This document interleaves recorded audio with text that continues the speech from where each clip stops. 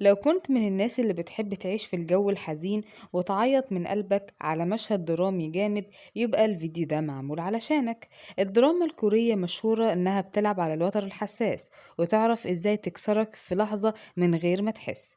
في الفيديو ده هنتكلم عن أكتر 10 مسلسلات كورية، وده يعتبر الجزء الأول منه، اللي خلت الجمهور يعيط وينهار ويمكن يعيد نفس الحلقة مرتين علشان يفتكر الوجع.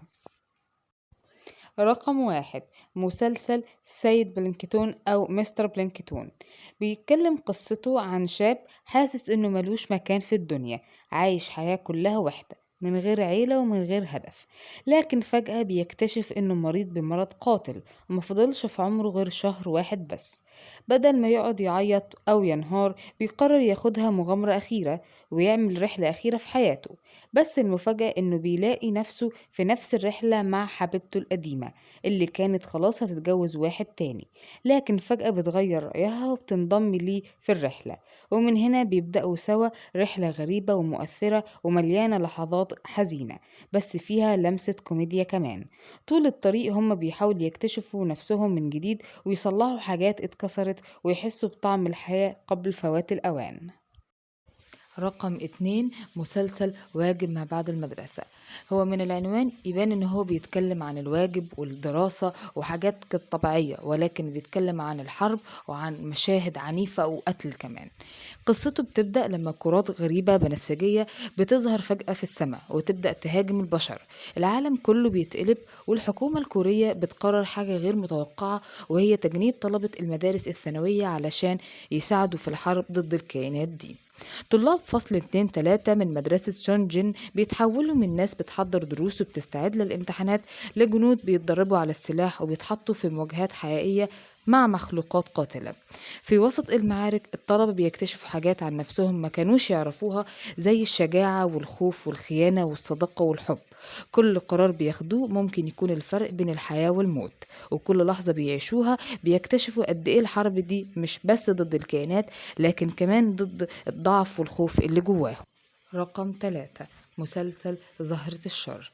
ايه اللي يحصل لو اقرب شخص ليك طلع عايش بكذبة كبيرة؟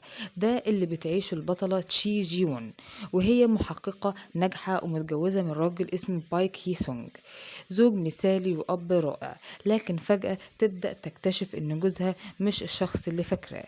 هي سونج في الحقيقة بيخفي ماضي مظلم جدا ومتهم بجرائم قتل قديمة، واسمه الحقيقي مش اللي هي تعرفه. كل حياته كانت تمثيلية وحتى مشاعره، لكن السؤال هل فعلا ما بيحبهاش ولا هو وقع في حبها بجد رغم كل كذبه؟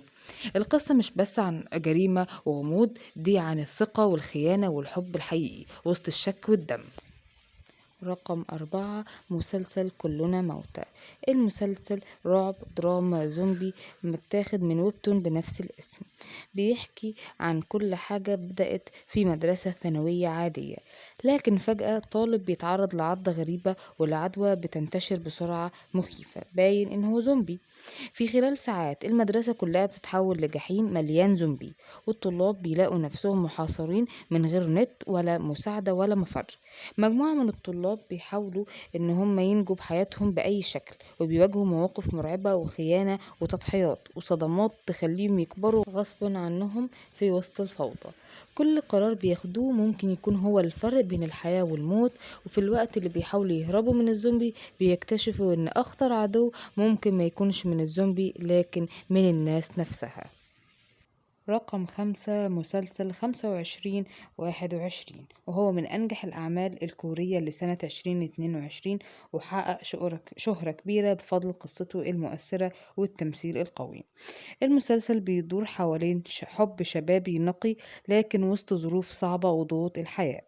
القصة بتبدأ في فترة أزمة الاقتصاد الكوري في أواخر التسعينات سنة 1998، وبتحكي عن شابة مراهقة اسمها ناهي دو، بتمثلها كيم تايري.